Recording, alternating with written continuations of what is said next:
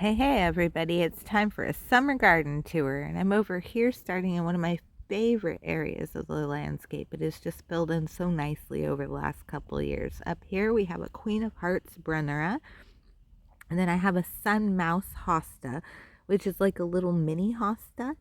So my plan is to plant these on both sides of the walk right here because I have pop-up sprinkler heads and I can't be blocking them, but I don't want that dirt to show either. I want this area to just be nice and lush like all these hostas are along the edge. Now normally in my garden I would cut all these flowers off, but I did leave them on so that you could see what the hosta blooms look like. Down here, I have a deep purple big leaf hydrangea. We planted these in the spring, so this is their first year being in the ground. They just love the colors they're turning. This purple with this kind of maroon, chartreusey green. They're absolutely gorgeous. I cannot wait until these are bigger specimens in our garden.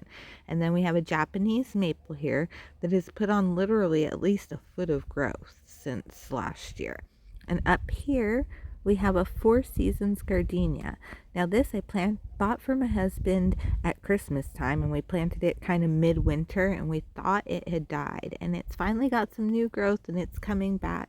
So eventually this will be a nice little shrub in the corner, and it's supposed to bloom 4 times a year, which is why it's called a Four Seasons gardenia.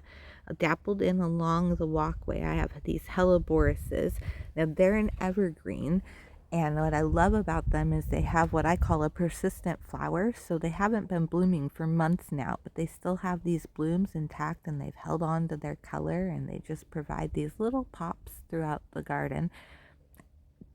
So those will stay evergreen and bloom during the winter when all the hostas are dormant. And then I have 2 autumn ferns here. At least I believe that's the variety they are. Any of the ferns that I don't name are pretty much just natural Washington bracken ferns. Um, and then we have a caramel heuchera. Now I have 2 of these planted along the walk. I do want more of them. I absolutely love this kind of color variation. Then we have tiger stripes sumac and staghorn sumac. Now the tiger stripe's the brighter one, the staghorn's the darker one. But as you can see, if you look at the ground, there's all these sumacs. What they do is they send these underground shoots and then they pop up with this growth. So then you have to come in and pull that out and technically poison those pieces in order to get it to stop growing. So it is kind of a high maintenance plant that wants to take over. Then we have a oak leaf hydrangea here and a Yuletide camellia. My other Yuletide camellia on the other side died. Oh, as we walk out, we have this blue mouse here. So this is another mini hosta, and this one's actually blooming, so it gets the same style of little blooms. They're itty bitty, and my plan is to do the same thing there. So around this front side, we're kind of on the face of what you'd look at, so the hostas and everything are the backdrop to this. I have a variety of plants, but my favorite is these lucifers. So these things bloom this bright pop of red here and just provide so much color. The thing that's the downfall of them is that they don't like to stay standing up, especially once they have their blooms on them. They kind of flop, so they don't make great neighbors to other plants. So I ordered these grow through peony rings, but they didn't come in time. So this year we just have this wire grid set up here to hold them up. And next year we'll put the peony rings in and they can grow through those. And I think that'll help them stand up quite a bit. And then along this edge, I just have heucheras and heucherellas. The one in the middle is a sweet tea. The other 2, I'm not sure on the varieties. And then some lemon coral sedum. And that I've just let go wild. And it gets these nice bright yellow flowers on it. And it kind of is just intermingling, but not taking over, not being a thug, just kind of doing its thing over here. And then I have another kind of stone crop planted on the other side. Got the wishing well that my husband built me, and then this evergreen nandina here, which is a broader leafed variety of nandina. And then one of our crowning glories here, our oak leaf hydrangea. Not sure what variety this is, but this thing is massive, and its blooms are so cool. They start out kind of this limey green, and then they change to more of like a true bright white. Then they kind of turn creamy, and eventually they age to this light pink here, which I'm normally not a fan of pink in the garden, but I don't mind these because they're just so interesting. And then as the season progresses, they'll just turn pinker. In fact, I'll show you an update in probably a month or so on these. You can just see these big blooms. So here we have a hanging basket that my husband got me for Easter, and it was tiny when I got it. It is put on a massive sum of growth. It has a Kona dark red, a Kona midnight blue, and a Kona yellow Calabrechia in it. Down on these two sides, we have matrix pansies, and they should have been deadheaded during the winter, which didn't happen. So now they're really leggy, and I need to come in and cut them back. But right now, they're just providing some color. And then flanking the door in these two pots, I have zebra hydrangeas, which we just purchased last year. So they are in kind of their first year of growth still.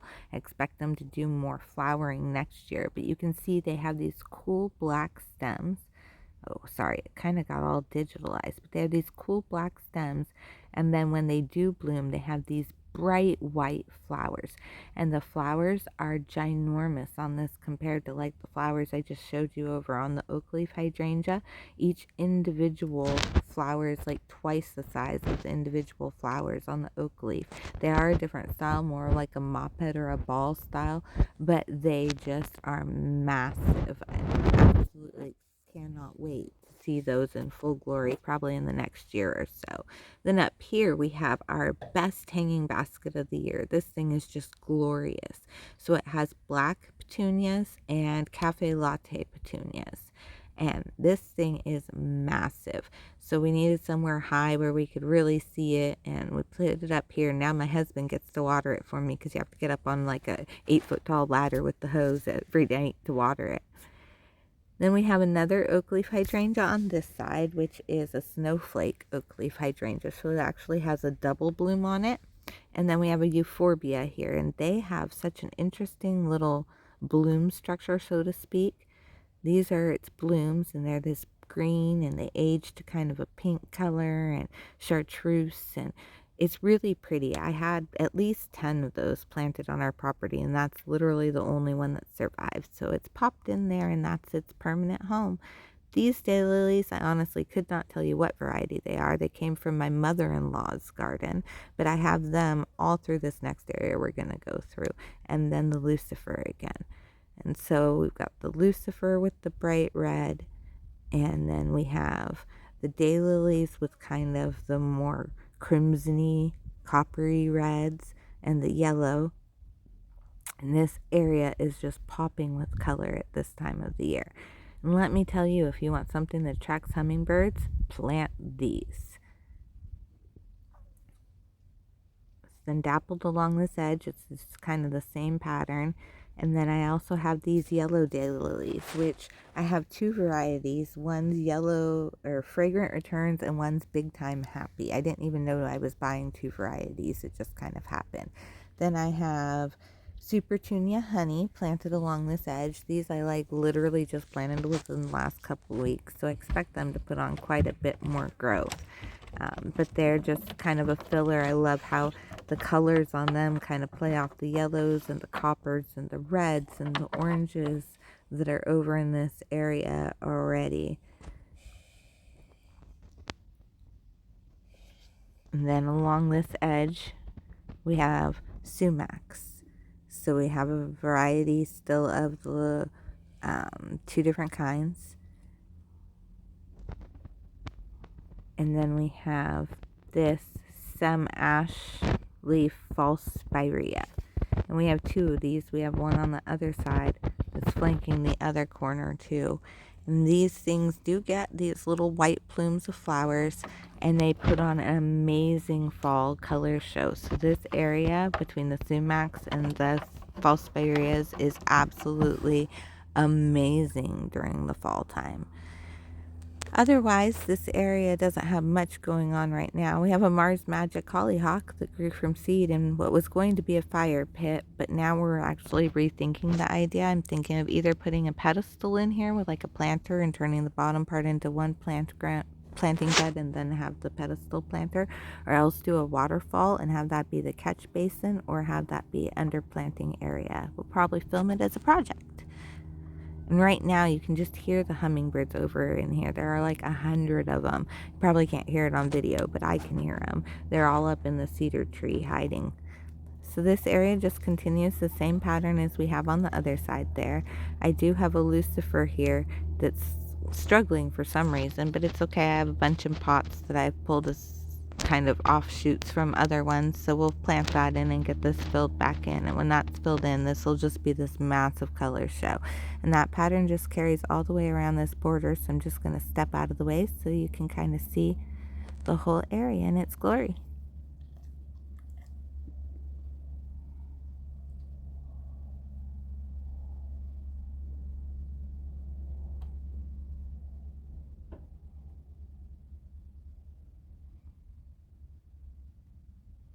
Then back here we have a flowering thundercloud, which when we planted it, we did not realize was going to produce fruit.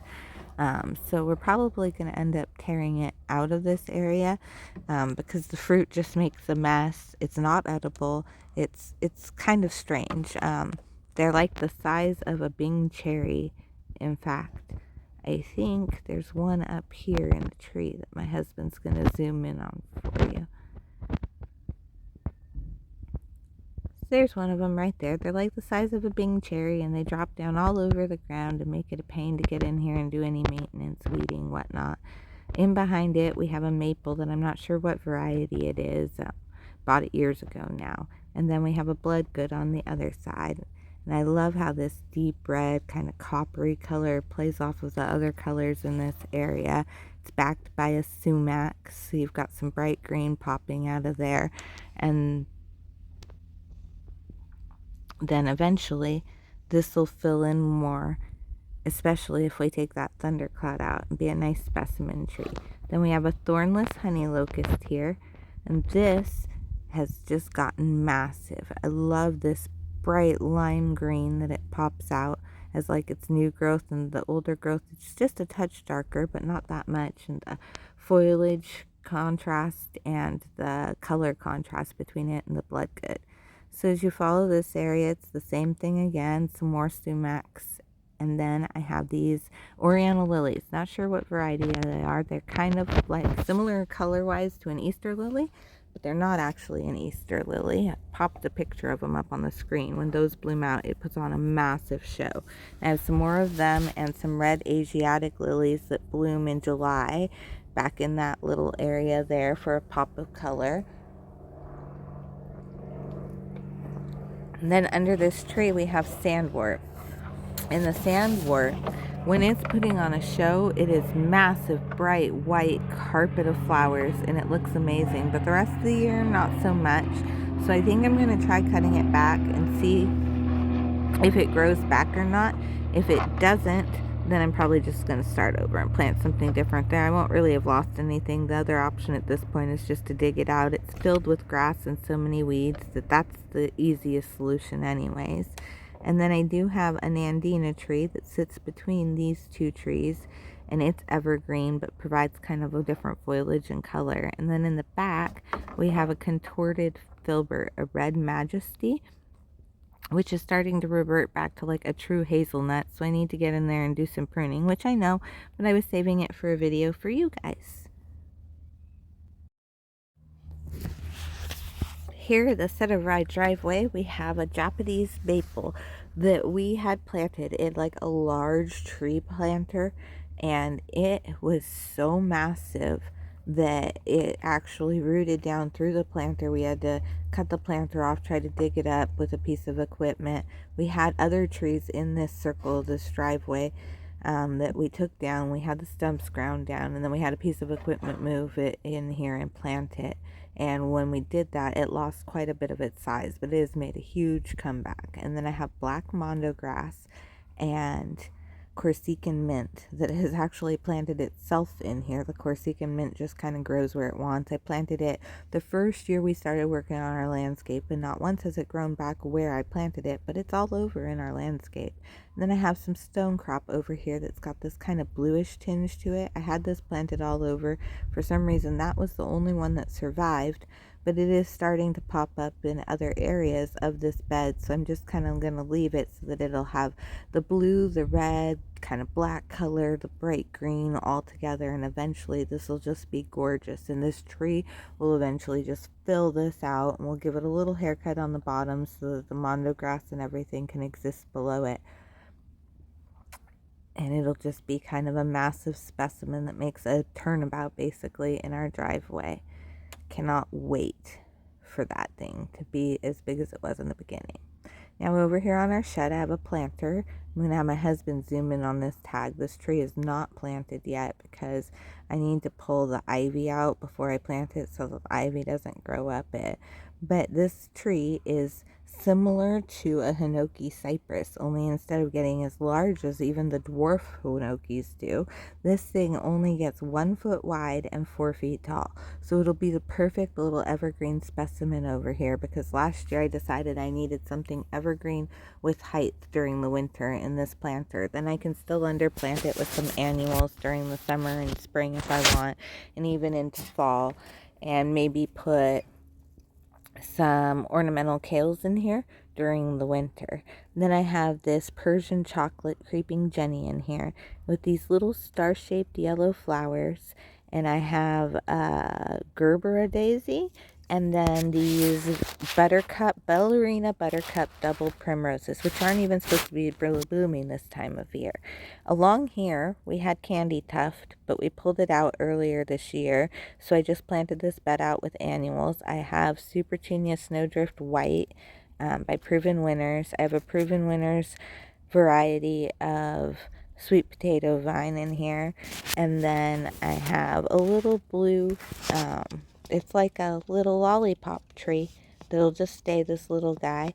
And then I also have some sun patience and some sedums, some lucifers, some mosaic concoliuses that I literally just planted, so they'll put on some growth, and I expect them to kind of fill in and be this massive specimen by the end of the season, but we'll see how they actually do. I know these Supertunias and all of this is just going to fill in this border by the end. And then I have a magnolia tree here that blooms white flowers in spring. And I have a copper Tina 9 bark on this corner. And then back in here, I have a lemon cypress that we just bought maybe 2 months ago and planted. But when we pulled it out of its pot, it had root rot. We figured we'd give it a fighting chance. I gave it some starter fertilizer and some rooting hormone, but it is not taking. So I'm probably going to go back to the nursery for that. And then this side, the only difference is instead of sweet potato vines, I put in coleus. My husband will kind of walk through this area and show you, I think, in just a second.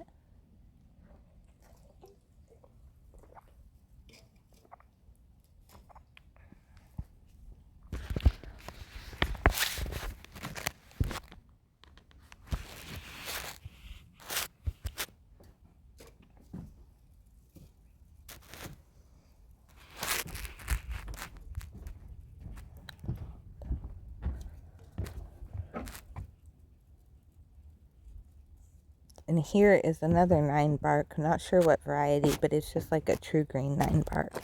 So over here we have 2 elderberries. A lemony lace elderberry, I believe, is the variety. And then a black lace leaf elderberry. And I just love how these kind of provide a little barrier as you're walking into this area, and contrasting colors even though they're the same foliage. What we're thinking about doing is getting an arbor and putting it from that side over to this side here, and training this elderberry to grow up over the top of it. Now it is deciduous, but we don't cut ours back, so we don't really lose any growth on it from year to year. Then we have our tiger stripe maple, which has to be the crowning glory of our garden. We bought this on our 2nd anniversary up in Snohomish, I think, and drove it home and planted it, and it has just done amazing. I absolutely love the bark on it. This cool stripy texture, thus the name, the tiger stripe, but I just love the way it looks every year. And it'll turn bright yellow in the fall. And it's underplanted with mondo grass, some sedums that eventually we're probably going to move, and some lupin that we just bought this spring. and the Loop and Bloom yellow, so they provide a nice little pop of color. I also have some daffodils and some tulips that bloom up in the yellow and orange colors. Over here is our retention pond number 1 actually. This one, when it fills, pumps to another one in the back that I'll show you in just a minute. And then we've got some more work going on with it. But it's backed by all this vine maple. And then under there we've got Todd the tortoise. And the vine maple is just something that grows naturally in our area. We've got a Japanese maple on the other corner, and between the two, we have a serviceberry planted. And the serviceberry I'd actually really like to take out and pop in like a red Japanese maple, maybe a bloodgood in there to give me some contrasting color. Then we have a dinosaur plant here. We actually have quite a few of them on our property, but this is the only one that's actually doing really well this year, and it is gorgeous. The one, as you can see behind me, is half dead. We're not exactly sure what was going on. Thought it was not enough water, started giving them more water. Their stems started to rot, which leads me to think that it's overwatering. So I laid back on the watering, still not really improving. So I don't know. I think maybe they've just lived their life. Then we have a twisted baby locust here. Now this one, unlike the other variety, is not thornless. But we thought that this thing was dead. Like, we were prepared to tear it out this year, and all of a sudden it has put on more growth than it has ever had. So we do have some dead branches in here that we need to cut out, but we'll get to it. And then we have a canna, and in my area, even though they're supposed to be hardy, if I don't cover them with a tent, they don't come back. And then since we had such a kind of late start to our spring, they're kind of not doing their thing yet. Another Japanese maple, you'll see we have many, another one here, and then a Nandina tree. And so the Japanese maple's deciduous, the Nandina tree is evergreen, so it kind of provides me interest all year.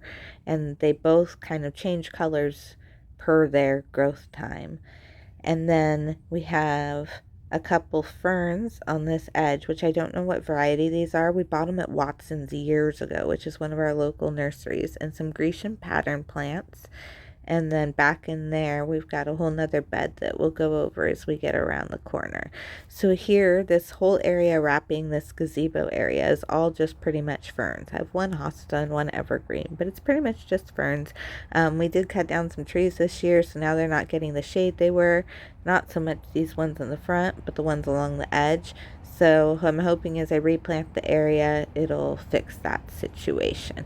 Then I have some snapdragons that just have seeded themselves and grow in these rocks here, and I just let them seed themselves and grow where they want every year. Absolutely love the little pop of color. And then I have my planter here, and this planter has got to be my favorite planter this year. I have 3 different kinds of sweet potato vine, a double white Calabrechia, a lantana, and a white petunia in here, but the white petunia doesn't have any blooms on it right now. But when it does, it pumps these big white, kind of like wave petunia blooms, and it looks absolutely amazing. Then I actually have 2 planters right here. I have a licorice plant, a Silver Falls dichondra, a lemon slice, I think it is, Calabrechia, and El Brido coleus, which is color blaze, so it's sun and shade, a sweet potato vine, a dahlia, another sweet potato vine, another variety of Calabrechia, just kind of a mass of plants in here. I do even have a diamond snow euphorbia, but it isn't really reaching out and doing what I wanted it to. I think I should have got one of the other varieties, but it's just a little tiny peak of white if you actually look in there. So they're doing quite well for what they are. And then we have these hanging baskets. Now these baskets we got from the Purple Geranium, which is another little local nursery it's kind of a seasonal one. They're only open one part of the year. We got the planters themselves from there, not the plants. I planted the plants inside it. They were an amazing deal, and they just make this gazebo look so perfect. They're the same kind of big, chunky style. And it's planted up with some bacopa and some sweet potato vine and some Calabrechia and a wax begonia.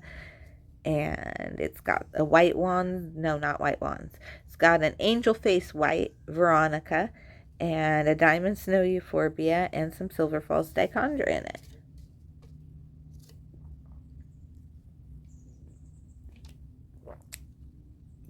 And then we have a Fire Chief arborvitae here that we got last year, and we weren't sure exactly where we were going to plant, so we popped it in this pot. It looked awesome through the winter, and we're going to plant it in our landscape this year. And then a hibiscus, it's an annual variety, and some Creeping Jenny. Here we have our Twombly red maple. This we got last year for our anniversary in August, and we planted it in this pot, and it's just going to live here and be a big, massive specimen. Same hanging basket as the other side, just planted kind of in reverse. And then we've got another planter here with sweet potato vine, Calabrechia, verbena, some petunias, and a dahlia.